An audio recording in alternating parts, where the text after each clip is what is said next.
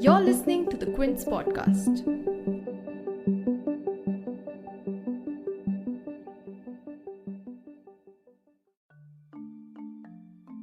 In the backdrop of big geopolitical developments in Ukraine, the United States and India held their fourth 2+2 dialogue on 12th April in Washington, D.C. These focused discussions between the two countries' foreign and defense counterparts have become a regular affair since the inaugural dialogue in 2018.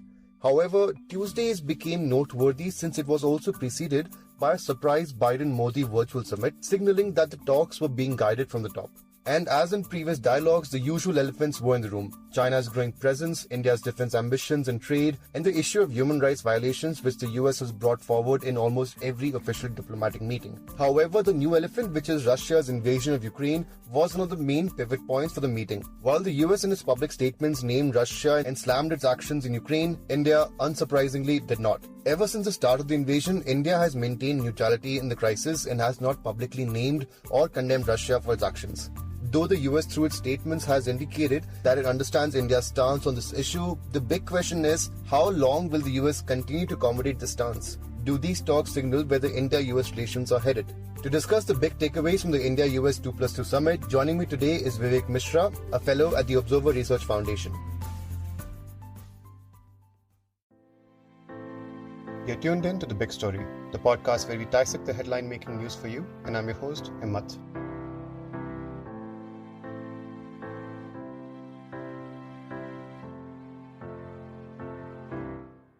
Differences between US and India over the past 2 months have been sharpening vis-a-vis Russia and the ongoing war.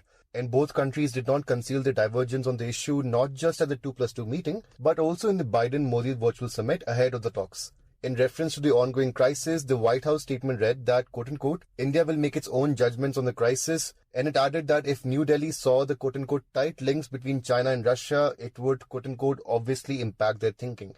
The US has also repeatedly hinted displeasure at India's stance. Earlier on 22nd March, Biden called India's stance on the Ukraine crisis quote-unquote somewhat shaky, and just days before the 2+2 dialogue on 7th April, Brian Deese, who is the White House National Economic Council director, said that the US has told India that the consequences of a quote-unquote more explicit strategic alignment with Moscow will be quote-unquote significant and long-term. Now, there has been a gradual change in India's reaction to Russia's aggression in Ukraine, with the strongest one coming on 5th April when India strongly condemned the Bucha massacre. And it did so again in the Biden-Modi virtual summit, with PM Modi, who did not name Russia, called the quote-unquote killings of innocent civilians in Bucha quote-unquote very worrying, and said that India immediately condemned the killings and called for an independent probe. So far, the US has accommodated India's stance on the crisis. But given its push on other Western countries to condemn Russia's actions, how long will it stay this course?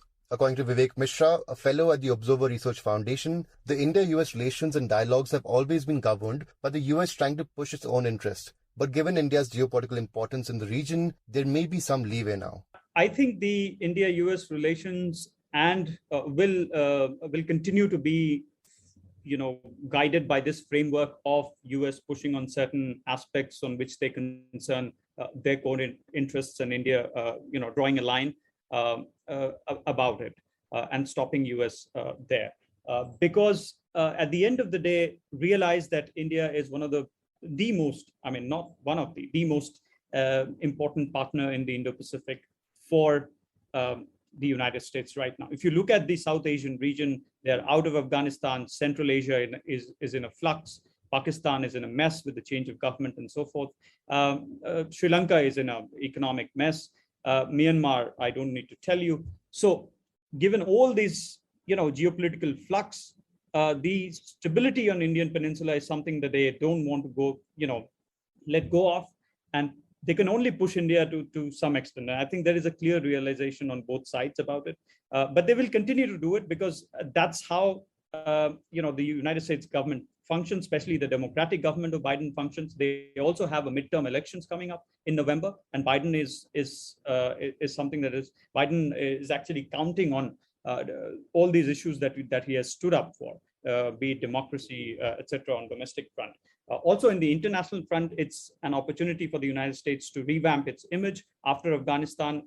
Ukraine is an opportunity, and they will try to operate under this framework of championing the cause of Ukraine, and the democratic free world, so-called. So I think this back and forth will continue. But I think if you look at the big takeaway was among the concrete deliverables, I think the most important thing that came out was the space situational agreement that came out.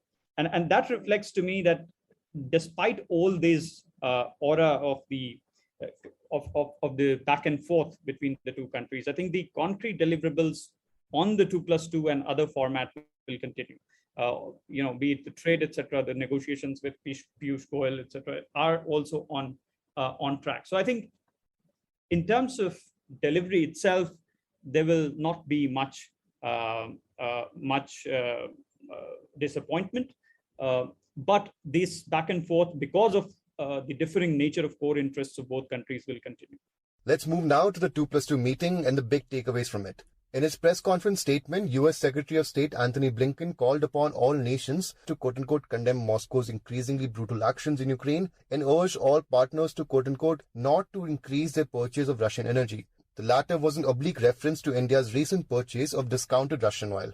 And picking up on this, External Affairs Minister S. J. Shankar stated that, quote-unquote, looking at the figures, probably our total purchases for the month would be less than what Europe does in an afternoon. So you might want to think about that, end quote. But despite the war of the words, there were signs that the both sides seemed to have agreed to disagree. Responding to a question, Blinken said that, quote-unquote, India's relationship with Russia has developed over decades at a time when the United States was not able to be a partner to India, and that times have changed, and that the US is willing to be a partner of choice with India across virtually every realm, be it commerce, technology, education, and security. According to Vivek Mishra, Blinken's candid remarks signaled two things: the limitations of the US in its ability to push India and Russia, and a clear recognition of history. Interesting remarks by Secretary Blinken. To me, it signals two or three things. First is, of course, the limitation of the United States in its ability to push India and how much, right? Because as a democratic country, in the Beltway circle, which is the Washington D.C. Circle, people often see India as very prickly. The moment you say something to India, they just give it back to you, and which they did. When Secretary Dalip Singh was here, Deputy NSA was here, and he said that there will be consequences. Immediately there was a backlash, reverberating as far as Washington D.C. So I think the first signal is how much the United States can really push. And second, of course, going back to your point, I think it's a clear recognition of history, where the United States was on the other side in the Cold War, and was closer to countries like Pakistan, which for now, don't figure on their strategic radar. More so after Afghanistan and after the fall of after what the Imran Khan government has claimed, that it was a US conspiracy to sort of topple his government. So I think, secondly, to me, it's a clear recognition of history. And third, it's a futuristic roadmap that India and the US will try to gradually build better roads of bilateral relationship. And this also means, to me, that in the coming days, in the coming years or decades, you would gradually see India, building more defense relations with the United States and consolidating its position in the Indo-Pacific. Because after all, we are a partner of the United States. We have signed the 3 foundational agreements with the US: the COMCASA, the BECA, and the CISMOA. After having signed the bilateral 3 foundational agreements, we have become the major defense partner, which is a unique status given to a country. So I consider the MDP status, the major defense partner status, as something between an ally and a friend. So I think it's a very critical position for India, which is given by the US under the Obama administration, and has been further built on by other presidencies.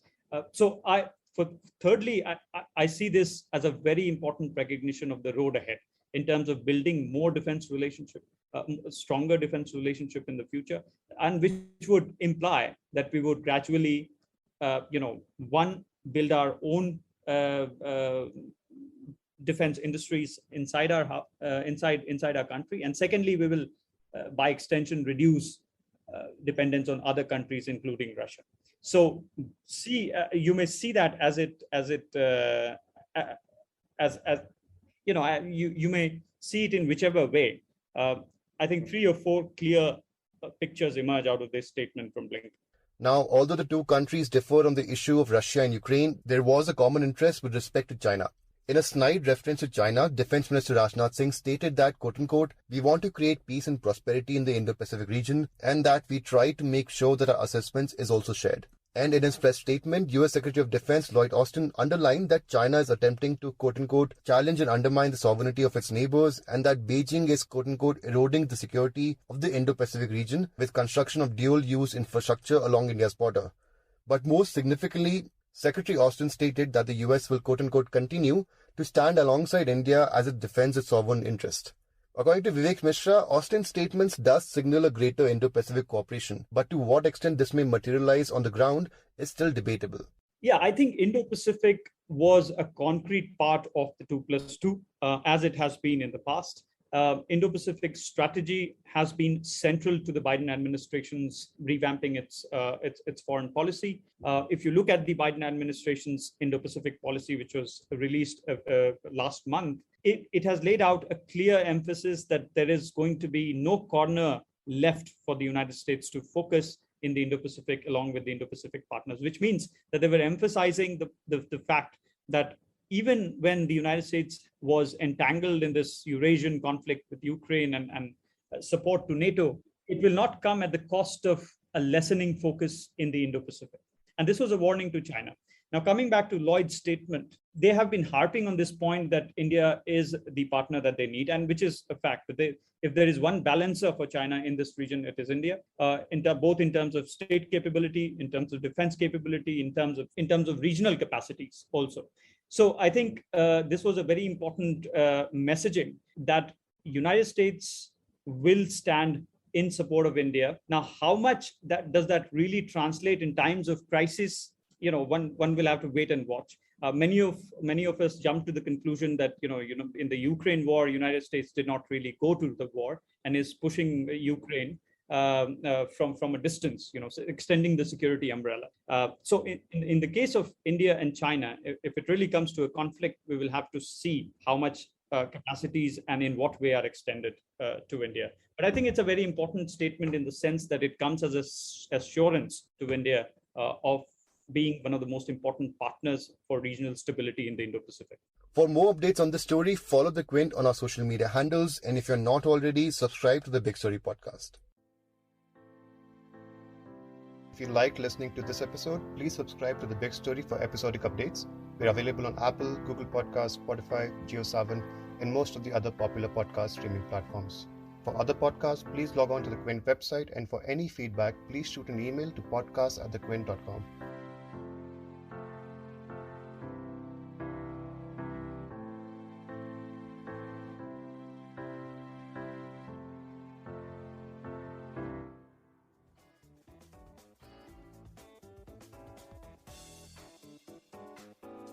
Thanks for listening.